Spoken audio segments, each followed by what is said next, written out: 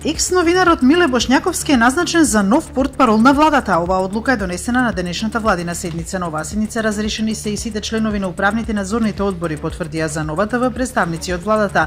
Како причина за ваквата одлука е затоа што членовите на одборите правеле многу голема штета, се обидувале да носат незаконски одлуки и да склучуваат менаџерски договори кои потоа не можеле да се раскинат.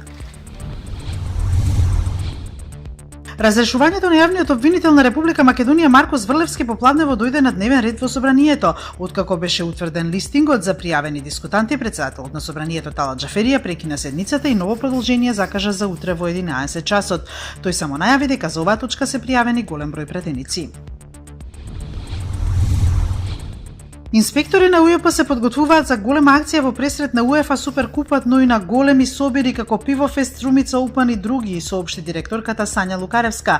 На нејзината прва пресконференција откако е назначена, таа рече дека УЈП ќе вршела превентивна контрола во пресрет на најавените настани од спортски, културен и забавен карактер кои се планирани за време на летниот период.